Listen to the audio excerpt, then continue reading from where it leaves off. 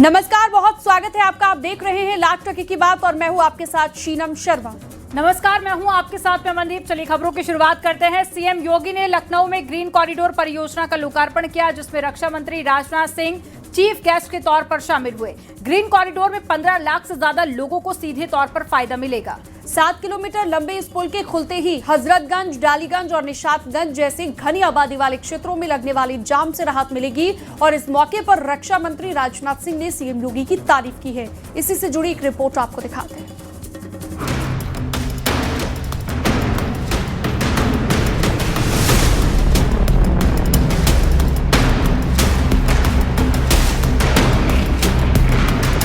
लखनऊ में सीएम योगी ने green corridor परियोजना का लोकार्पण किया। मुख्य अतिथि के तौर पर रक्षा मंत्री राजनाथ सिंह भी इस लोकार्पण के कार्यक्रम में शामिल हुए।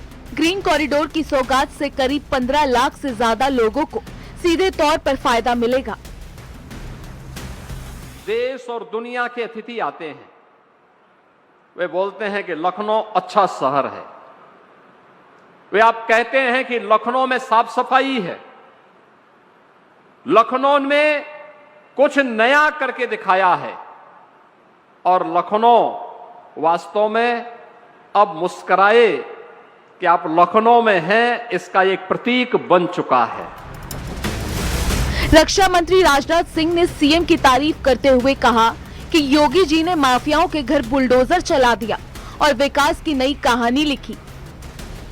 वे लोग बुलडोजर का केवल एक ही पक्ष देखते हैं।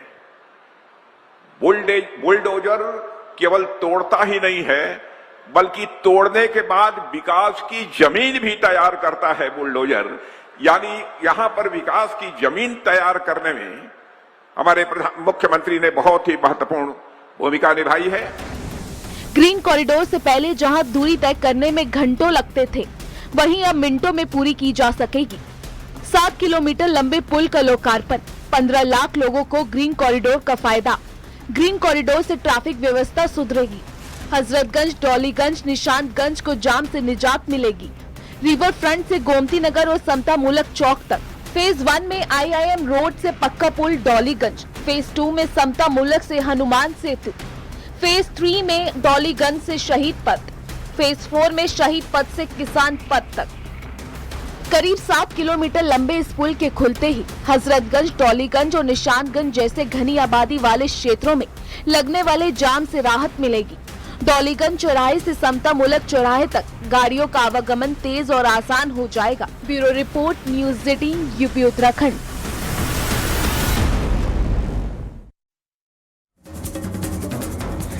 सामाजिक परिवर्तन दिवस के मौके पर राहुल गांधी की मौजूदगी में कांग्रेस ने दलित नेता कांशीराम को मरणोपरांत भारत रत्न देने का प्रस्ताव पास किया। लखनऊ में कांग्रेस ने अहम बैठक की है, जिसमें प्रस्ताव पास हुआ कि कांग्रेस की सरकार आई तो कांशीराम को भारत रत्न दिया जाएगा। आपको इस रिपोर्ट में दिखाते हैं। कांशीराम साहब को मरणोपरांत भारत रत्न से सम्मानित करने हेतु भारत सरकार से मांग पत्र, क्या ये सभा इसका समर्थन करती है? 2027 के सियासी दंगल के लिए यूपी में सभी दल पूरी ताकत से जुटे हैं। कांग्रेस ने लखनऊ के इंदिरा गांधी प्रतिष्ठान में कांशीराम जयंती को लेकर कार्यक्रम आयोजित किया, जिसमें नेता प्रतिपक्ष और रायबरेली से सांसद राहुल गांधी शामिल हुए। इस मौके पर उन्होंने कहा कि समाज में सभी का फायदा होना चाहिए। मैं आपको सिर्फ कहना चाहता हूं कि मेरे लिए अंबेडकर जी का संविधान, गांधी जी का संविधान, यह सबसे जरूरी चीज है और इसकी हम मरते दम तक इसकी हम रक्षा करेंगे। राहुल ने कहा, कांशीराम जी समाज में बराबरी की बात करते थे। कांग्रेस अपना काम पूरी तरह से नहीं कर सकी, यही कारण है कि कांशीराम जी सफल हुए। अगर कांग्रेस ठीक तरह से काम करती तो कांशीराम जी कभी सफल न होते। जो पहले रास्ता था जिस पे हम चल रहे थे और तेजी से चलना था, और उसमें कांग्रेस पार्टी की भी कमियां थी, इसीलिए कांशीराम जी सफल हुए। अगर कांग्रेस पार्टी अपना काम करती तो कांशीराम जी सक्सेस नहीं हो पाते। कांग्रेस ने कांशीराम को भारत रत्न देने की मांग का प्रस्ताव पास किया है। तय हुआ है कि राहुल गांधी के माध्यम से संसद में ये मांग उठाई जाएगी। ये प्रस्ताव आया है बैकवर्ड दलित माइनॉरिटी फोरम की तरफ से और ये प्रस्ताव है भारत रत्न हेतु मांग पत्र। सेवा में कांग्रेस के वरिष्ठ आदरणीय राजेंद्र पाल गौतम जी, अनिल जैन और न्याय योद्धा राहुल गांधी जी, मान्यवर कांशीराम साहब को मरणोपरांत भारत रत्न से सम्मानित करने हेतु भारत सरकार से मांग पत्र। क्या ये सभा इसका समर्थन करती है? तो ये प्रस्ताव पास हुआ कि मान्यवर कांशीराम जी को भारत रत्न मिलना चाहिए। ये पहली बार था जब राहुल गांधी कांशीराम जयंती से 2 दिन पहले कोई बड़ा इवेंट लखनऊ में करने आए थे। कार्यक्रम में करीब 4000 लोग शामिल हुए। दलित वोटर्स की सियासत में कांग्रेस का ये बड़ा कदम माना जा रहा है। Bureau report, news 18, UP Uttarakhand.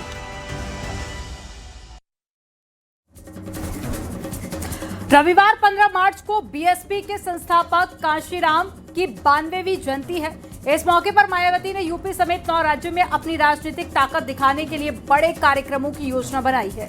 इस अभियान को 2027 में यूपी के विधानसभा चुनावों के लिए पार्टी के शक्ति प्रदर्शन और चुनावी शंखनाद के तौर पर देखा जा रहा है। वहीं समाजवादी पार्टी भी इस पीडीए दिवस के तौर पर इसको मनाने जा रही है। रिपोर्ट आपको दिखाते हैं।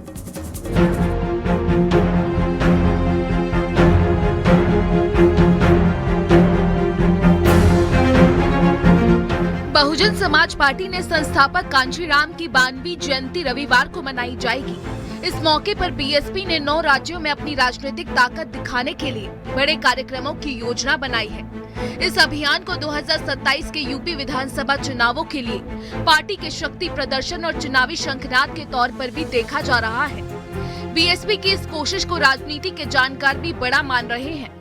मायावती की पूरी कोशिश है एक लंबी लकीर खींची जा सके और उसके साथ ही जो विरोधी दल हैं उनके खिलाफ अपने कार्यकर्ताओं को बड़ा संदेश दिया जा सके, जिससे दलित वोटरों के बीच में पैठ बनाने के लिए कांशीराम के नाम को इस्तेमाल करने की उनके जो अपोनेंट हैं उनकी कोशिशों को नाकाम किया जा सके और अपने वोटरों को मजबूती से अपने पाले में बांधकर रखा जा सके। वहीं कांशीराम की जयंती पर समाजवादी पार्टी भी आयोजन करेगी और वो इसे पीडीए दिवस के रूप में मनाएगी। मान्यवर कांशीराम जी की जयंती पे समाजवादी पार्टी पीडीए दिवस के रूप में मना रही। पूरे धूमधाम से पूरे देश में, पूरे उत्तर प्रदेश में मान्यवर कांशीराम और श्रद्धेय नेताजी मुलायम सिंह यादव जी ने जो रास्ता दिखाया था, जिस रास्ते पे चल के पीड़ित वंचित समाज को, पीडीए समाज को के लिए काम किया था, समाजवादी पार्टी उसी का संकल्प ले रही है। बीएसपी ने लक्ष्य रखा है कि लखनऊ में रविवार 15 मार्च को 2 लाख से ज्यादा की भीड़ को इकट्ठा किया जाए। बीएसपी इस दिशा में लगातार काम करती हुई दिखाई दे रही है। पार्टी ने इस काम के लिए सभी कोऑर्डिनेटर की ड्यूटी लगाई है। उत्तर प्रदेश विधानसभा चुनाव भी हैं। ऐसे में उन विधानसभा चुनाव से पहले बहुजन समाज पार्टी एक बार फिर से अपने ताकत का एहसास उत्तर प्रदेश के वोटर्स को करवाना चाह रही है, ताकि लोगों को ये न लगे कि बहुजन समाज पार्टी मुख्य धारा से कहीं पिछड़ गई है। कैमरा पर्सन उपेंद्र के साथ अलाउद्दीन, न्यूज़ 18 लखनऊ। रैपर बादशाह का एक नया गीत टटीरी, जिस पर हरियाणा के बाद यूपी में भी विरोध शुरू हो गया है। महिला आयोग की उपाध्यक्ष अपर्णा यादव ने सीएम योगी को चिट्ठी लिखकर 20 मार्च को पीलीभीत में होने वाले बादशाह के स्टेज शो पर रोक लगाने की मांग की। बादशाह के नए गाने टटीरी में महिलाओं के प्रति अभद्र भाषा का प्रयोग किया गया। आपत्तिजनक दृश्य दिखाए गए हैं। बादशाह ने विवाद बढ़ने के बाद में एक वीडियो जारी करके माफी भी मांगी है। आपको इस रिपोर्ट में दिखाते हैं।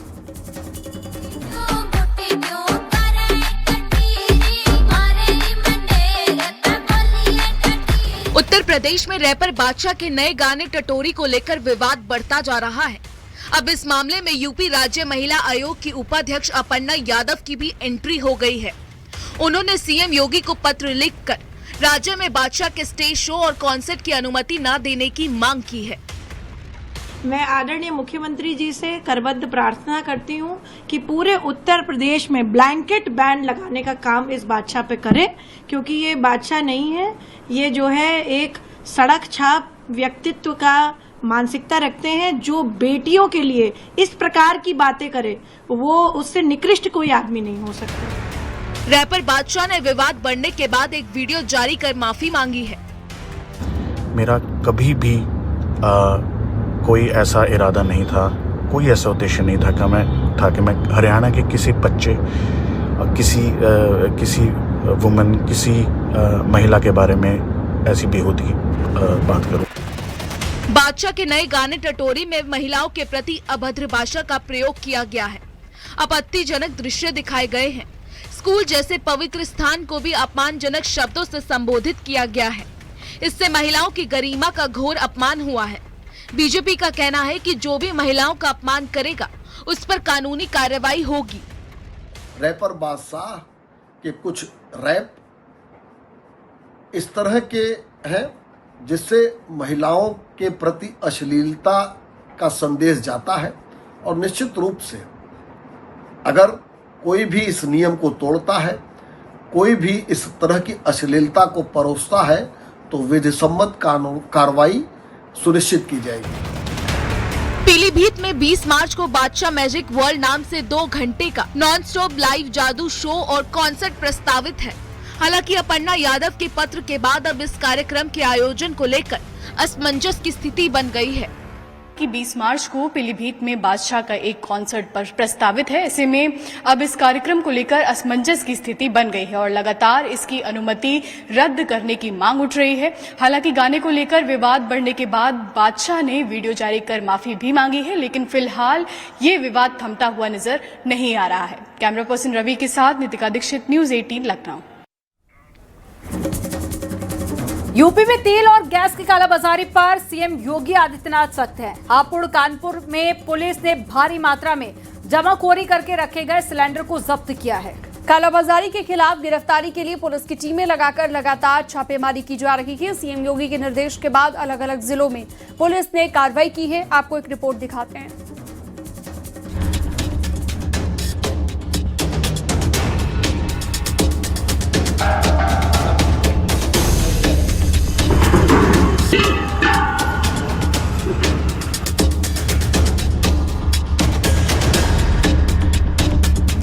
यूपी में तेल और गैस की कालाबाजारी पर सीएम योगी सख्त है। सीएम योगी के निर्देश के बाद अलग अलग जिलों में पुलिस कार्रवाई कर रही है। हापुड़ में पुलिस ने 32 एलपीजी गैस सिलेंडर जब्त किए हैं। पुलिस ने सभी सिलेंडर को एजेंसी भिजवा दिया। आरोपी अब्दुल रेहान ने गैस की कमी की अफवाहों के चलते अपने घर में सिलेंडर जमा किए थे। 32 सिलेंडर अवैध रूप से अनधिकृत रूप से रखे हुए पाए गए थे, तो उनके खिलाफ 3/7 के अंतर्गत कार्रवाई की गई है और उन सिलेंडर्स को सुपुर्दगी में ले लिया गया है। बीजेपी ने जहां आरोपी अब्दुल रेहान के एसपी कार्यकर्ता होने का दावा किया है, वहीं समाजवादी पार्टी ने इससे इनकार कर दिया है। अब्दुल रेहान समाजवादी पार्टी का नेता है। अब समाजवादी पार्टी के बड़े नेताओं का एलपीजी और डीजल को लेकर क्या व्यू है, ये भी जनता देख रही है। जबकि ऐसा कुछ नहीं है। पार्टी की छवि को धूमिल करने के लिए, पार्टी को बदनाम करने के उद्देश्य से इस तरीके की जो न्यूज चलाई जा रही है, जबकि हमारा उस रेहान से, अब्दुल रहमान से, या जो रेहान है उसका नाम है, उससे हमारा कोई लेना देना नहीं है, पार्टी का कोई मतलब नहीं। एलपीजी गैस सिलेंडर की कालाबाजारी और गैस सिलेंडर की किल्लत का आरोप लगाते हुए समाजवादी पार्टी ने हापुड़ कलेक्ट्रेट पर प्रदर्शन भी किया। वहीं आपूर्ति विभाग को कालाबाजारी की सूचना मिलने पर सीलिंग की कार्रवाई की गई। गैस सिलेंडरों की कालाबाजारी कराई जा रही थी। वहां पर मौजूद व्यक्तियों से भी इसके बारे में इंफॉर्मेशन ली गई, तो उनके द्वारा बताया गया कि उनके नाम से बुकिंग हो गई, लेकिन उन्हें सिलेंडर नहीं प्राप्त हुए हैं। जिसके उपरांत उसके गोदाम को और गैस एजेंसी को सील करते हुए एफआईआर की कार्रवाई प्रस्तावित कर दी गई है। कानपुर में सिलेंडर की कालाबाजारी जमाखोरी पर बड़ा एक्शन हुआ। छापेमारी में आरोपी इकबाल के घर से 49 सिलेंडर बरामद किए गए। कालाबाजारी करने वालों पर केस दर्ज किया गया है। जहां एक और अब तक 50 से ज्यादा सिलेंडर्स को जब्त किया गया। 2 लोगों पर एफआईआर लिखी गई है। ग्वालटोली में जहां एक और इकबाल पर एफआईआर लिखी गई, तो वहीं इमरान पर भी रेल बाजार में एफआईआर लिखी, जिसके बाद से दोनों फरार है। ये एजेंसी के लोग जो यहाँ मौजूद है, पुलिस की टीम यहाँ मौजूद है और लोगों को बताने का प्रयास किया जा रहा है कि पैनिक न करें, अफवाहों पर ध्यान न दें। आशीष पांडे के साथ अमित गंजू, 18 कानपुर। एलपीजी सिलेंडर को लेकर दिल्ली में कांग्रेस ने सरकार के खिलाफ प्रदर्शन किया है। कांग्रेस और एसपी के नेताओं ने देश में एलपीजी संकट बताते हुए सरकार पर झूठ बोलने का आरोप लगाया है। वहीं पीएम मोदी ने बड़ा पलटवार कर कहा है कि कुछ लोग पैनिक क्रिएट कर रहे हैं, अपना एजेंडा चलाना चाहते हैं। आपको रिपोर्ट में दिखाते हैं।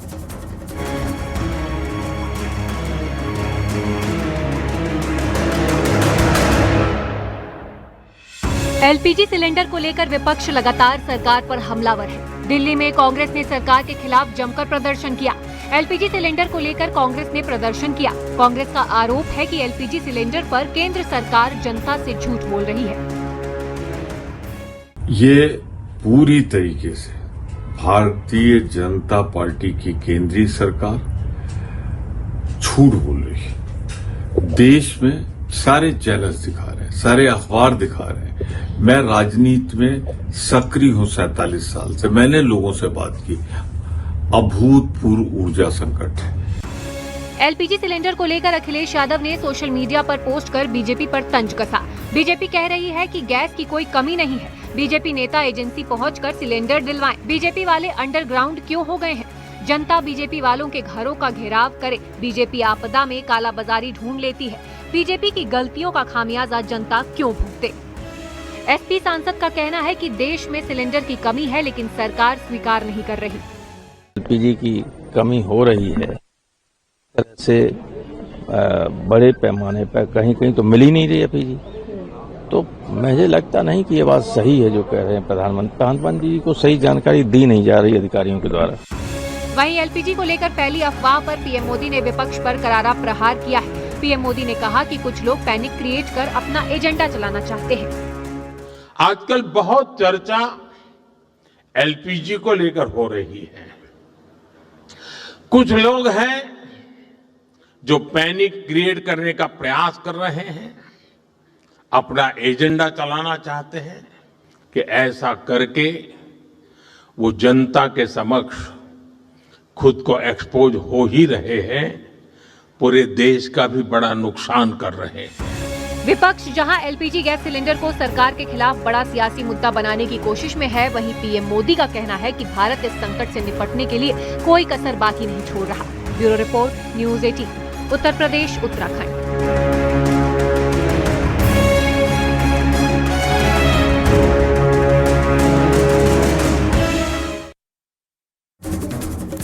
पीएम ने किसान सम्मान निधि की 22वीं किस्त जारी कर दी है और सीएम योगी आदित्यनाथ ने पोस्ट करके पीएम मोदी का आभार जताया।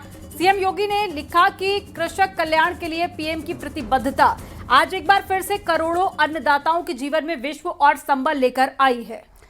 पीएम किसान सम्मान निधि की 22वीं किस्त के रूप में 18,640 करोड़ से ज्यादा की सम्मान राशि सीधे 9 करोड़ 32 लाख से ज्यादा किसानों के बैंक खातों में पहुंच गई है। इसमें उत्तर प्रदेश के 2 करोड़ 15 लाख से ज्यादा अन्नदाता किसान भी लाभान्वित हुए हैं।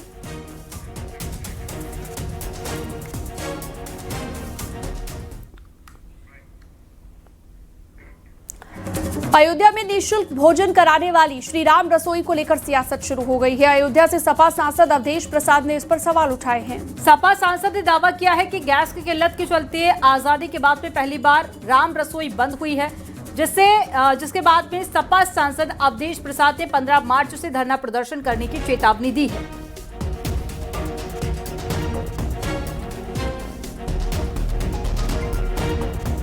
में जो राम के नाम पर रसोइयाँ चलती थी, आज़ादी के बाद पहली बार अयोध्या में राम रसोइयाँ बंद हो गई।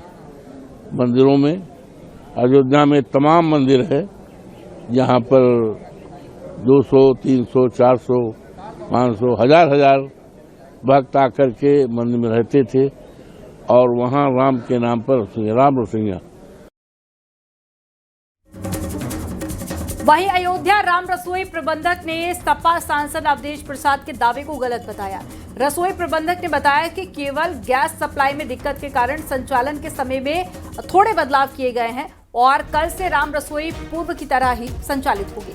फिलहाल वैकल्पिक व्यवस्था के रूप में कोयले की भट्टी पर भोजन बनाया जा रहा है। साथ ही साथ इलेक्ट्रिक सिस्टम के माध्यम से भी भोजन तैयार करने की प्रक्रिया पर काम चल रहा है।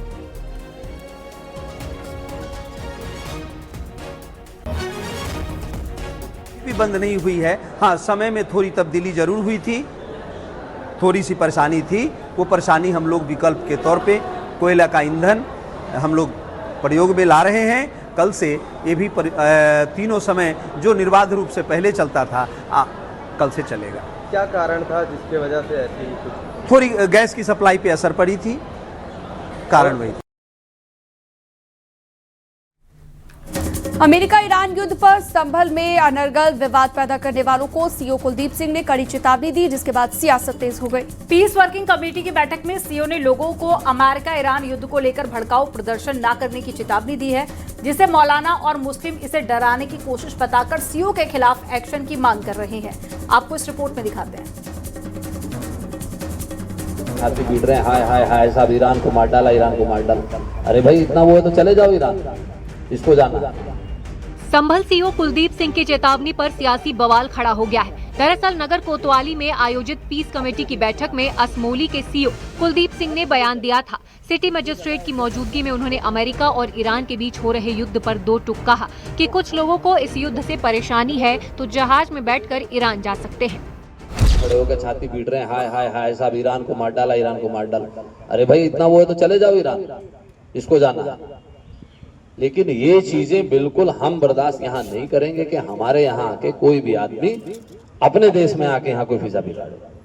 हैं कुछ लोग ऐसे, एक दो जगह एक दो कस्बों में लोगों ने इस तरह की हरकतें की हैं। तो हम दूसरे की लकड़ी, जबरदस्ती की लकड़ी, अरे उनको लेने दो भाई, तुम क्यों ले रहे हो उनकी लकड़ी?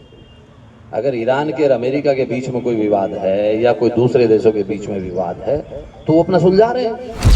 सीओ कुलदीप सिंह के मुसलमानों को लेकर दिए बयान पर बरेली के मौलाना शहाबुद्दीन बरेलवी ने कड़ा एतराज जताया है। मुसलमानों के खिलाफ बयान देना ये कुछ वहाँ के डिप्टी एसपीओ की एक आदत सी बन गई है, जबकि उनका काम है लॉ एंड ऑर्डर की सूरत हाल को चुस्त और दुरुस्त रखना। ये काम नहीं है किसी समुदाय के खिलाफ बयान देना या इंटरनेशनल पॉलिटिक्स में हिस्सा लेना। वहीं एआईएमआईएम प्रदेश अध्यक्ष शौकत अली ने मुसलमानों को धमकाने का आरोप लगाया है। भाई साहब आप कौन होते हैं? आप रील बनाएंगे, क्या करेंगे? आप बहुत करेंगे, आप जेल भेज देंगे। अगर हम कोई ऐसा काम करते हैं जो गैर संवैधानिक है तो आप हम पर मुकदमा करिए। आप हमको धमकी दे रहे, सबसे पहला मुकदमा तो आपके ऊपर होना चाहिए। आप धमका रहे वहां मुसलमानों को बैठा करके।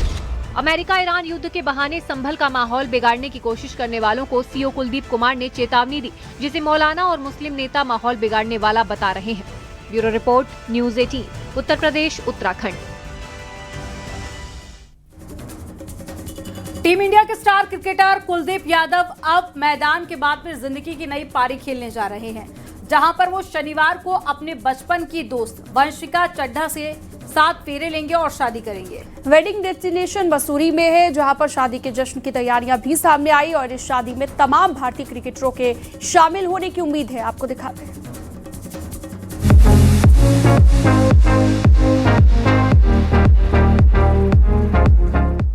टीम इंडिया के एक और क्रिकेटर कुलदीप यादव शादी के बंधन में बंधने जा रहे हैं। जहां अपनी फिरकी से वो विपक्षी बल्लेबाजों को नचाते हैं, अब वो जिंदगी भर की पिच पर क्लीन बोल्ड हो गए।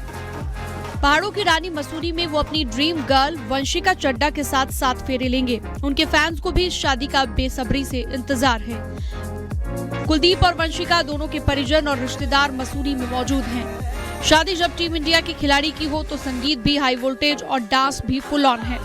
होटल सेवॉय में शादी का समारोह हो रहा है, जहां पर प्री वेडिंग फंक्शन जोरों से चल रहे हैं। इसी बीच संगीत सेरेमनी से कुलदीप यादव के डांस का वीडियो भी सामने आया है, जिसमें वो झूमते हुए नजर आ रहे हैं।